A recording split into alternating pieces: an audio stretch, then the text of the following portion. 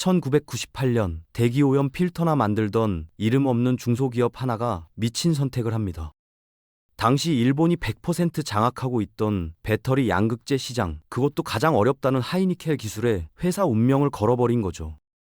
주변에선 다들 말렸습니다. 자본도 없고 기술도 없는데 무슨 배짱으로 일본을 이기겠냐고요. 하지만 이 회사는 망할 뻔한 위기를 수십 번 넘기면서도 포기하지 않았고 결국 글로벌 1위까지 올라섭니다.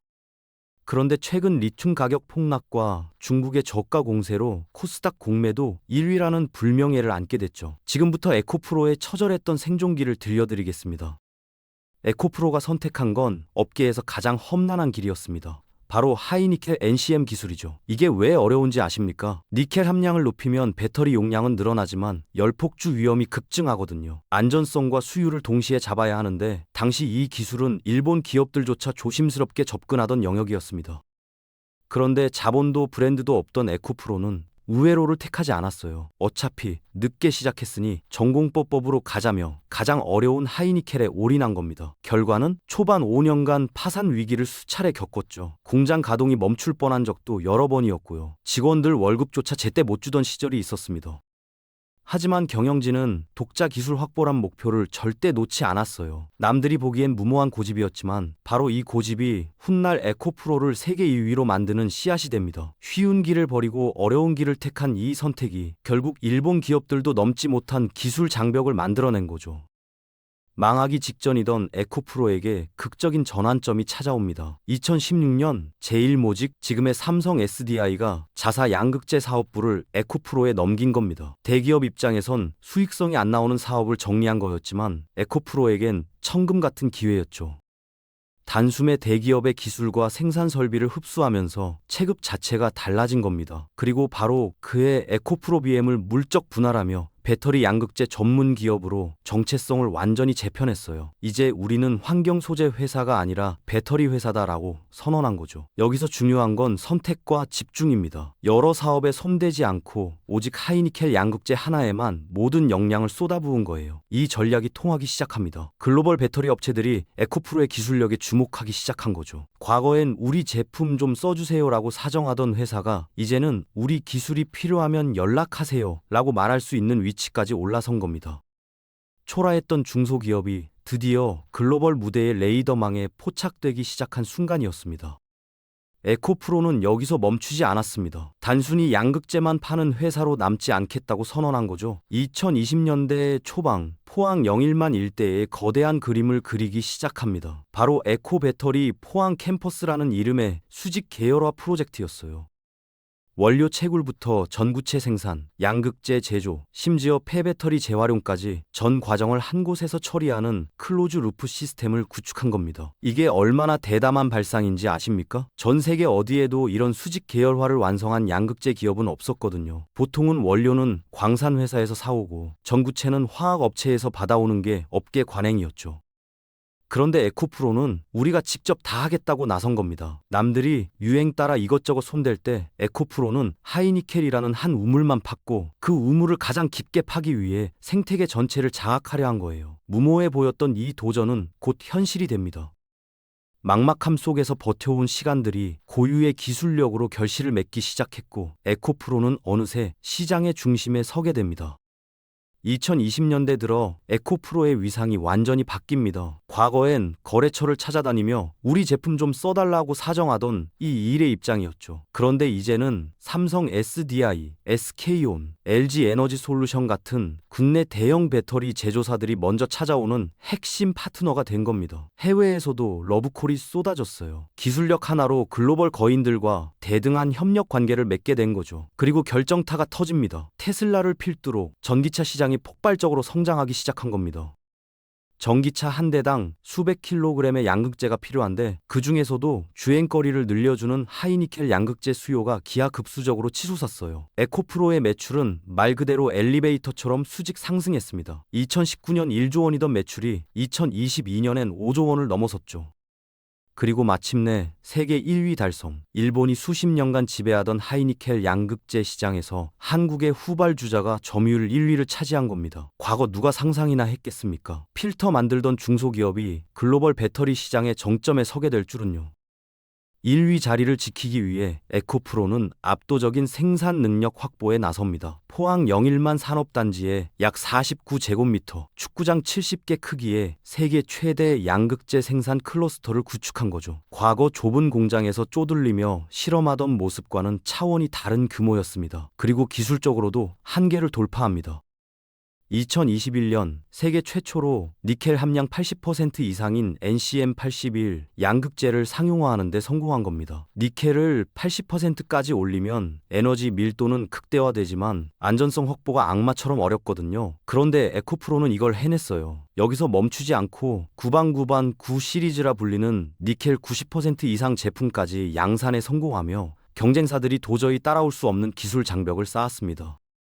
그리고 2023년엔 자회사 에코프로 이노베이션을 통해 양극재 핵심 원료인 리튬 가공의 국산화까지 이뤄냅니다. 이제 원료 수입 의존도를 대폭 낮출 수 있게 된 거죠. 소규모 공장에서 파산 위기를 겪던 과거와 비교하면 현재의 화려하고 거대한 생산 기지는 에코프로 성공 신화를 눈으로 보여주는 증거였습니다.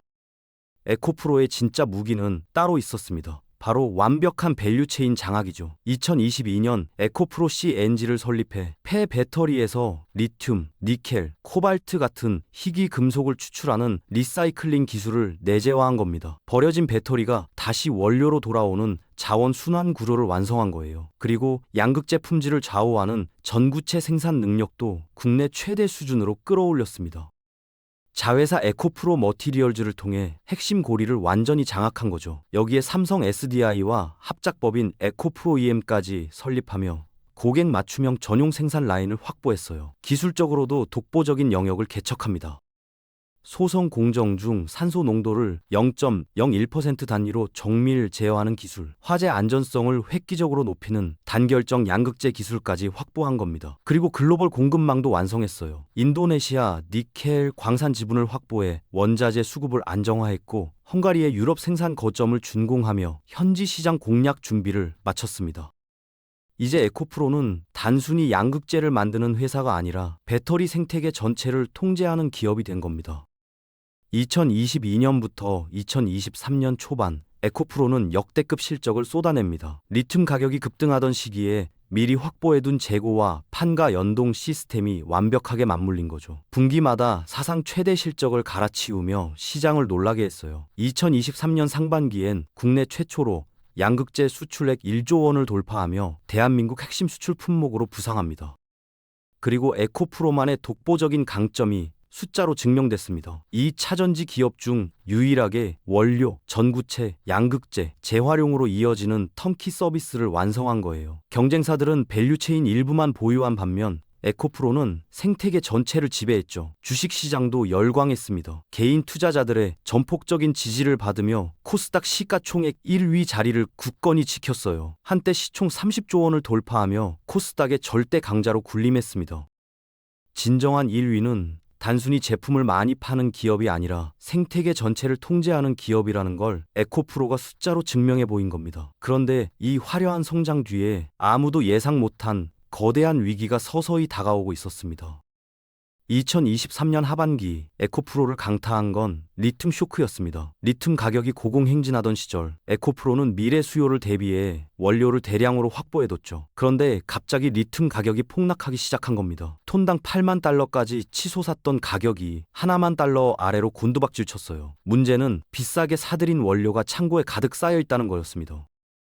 이걸 레깅 효과라고 하는데 높은 가격에 산 원료로 제품을 만들어야 하는데 시장 판매 가격은 이미 하락해버린 거죠. 재고 자산 평가 손실이라는 직격탄을 맞으며 영업이익이 적자로 돌아섰습니다. 설상가상으로 전기차 시장에 캐즘이 찾아왔어요. 테슬라가 생산을 조절하고 유럽과 미국에서 전기차 수요가 예상보다 둔화되기 시작한 겁니다.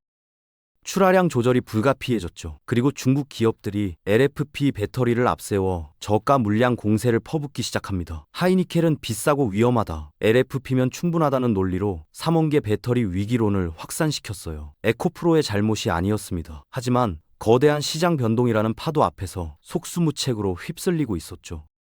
외부 악재만 있었던 게 아닙니다. 2024년 미국 대선이 다가오면서 IRA 법안 혜택 축소 우려가 커졌어요. 트럼프가 당선되면 전기차 보조금이 사라질 수도 있다는 불안감이 시장을 지배했죠. 이때 외국계 증권사들이 움직이기 시작합니다. 일명 깡통 리포트라 불리는 매도 의견서를 쏟아내기 시작한 겁니다.